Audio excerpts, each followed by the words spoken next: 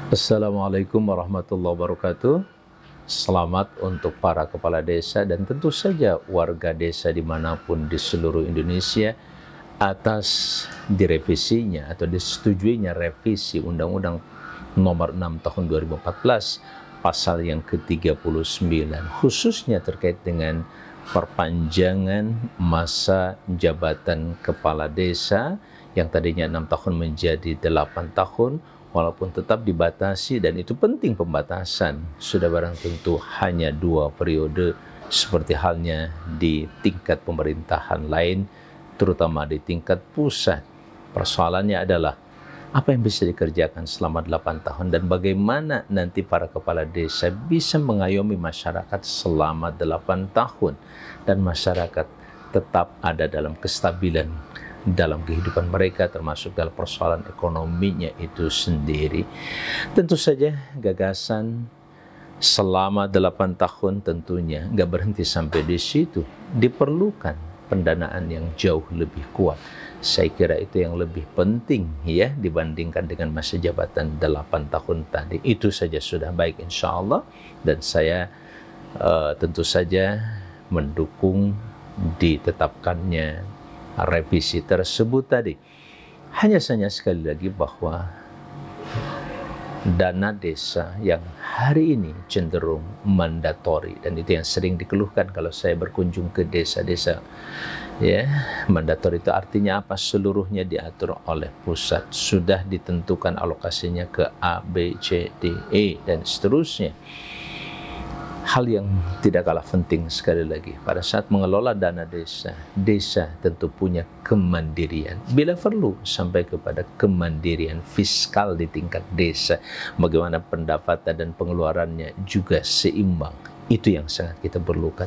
Kalau ada gagasan siapapun, capres atau siapapun yang menawarkan 1 tahun dinaikkan yang dari 1 miliar itu menjadi 5 miliar, tentunya itu sangat menjanjikan. Tinggal siapa yang berjanji, mana di antara janjinya yang betul-betul bisa mewujudkannya. Dan bagi saya sebagai salah satu di antara anggota DPD RI yang ada dari Provinsi Jawa Barat hari ini, sudah sering memperjuangkan penaikan atau peningkatan dana desa itu yang dari 1 miliar bila perlu sampai 2 miliar.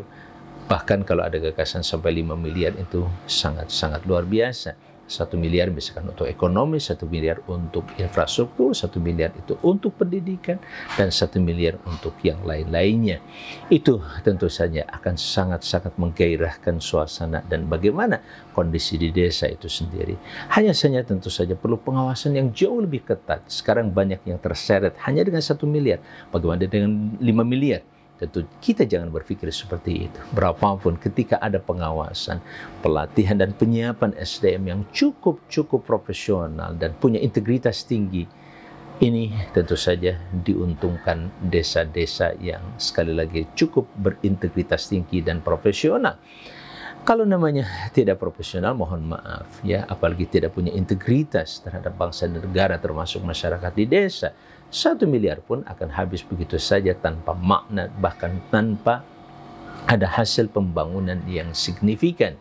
Nah, tentu saja di sini yang harus kita tingkatkan bagaimana integritas kepala desa, seluruh jajaran pengurus desa, ya, mulai dari tentu saja BPD-nya yang merupakan badan perwakilan atau permusyawaratan desa, ketika merumuskan berbagai macam keputusan dan kebijakan-kebijakan untuk kepentingan desa, itu dimulai dari situ. Kemudian kepala desa menjalankan apa yang ada di dalam undang-undang itu sendiri, termasuk peraturan yang sudah ditetapkan.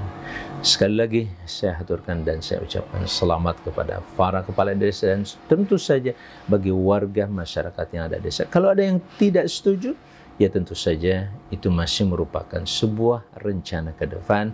Pengawasan maka menjadi salah satu catatan penting yang harus kita lakukan kapan dan di mana saja. Awasi jalannya undang-undang ini, termasuk anggaran yang sudah dialokasikan dan bagaimana cara menggunakan anggaran itu. Sekali lagi, pengawasan masyarakat, rakyat, terutama warga desa, menjadi sebuah keharusan alias keniscayaan.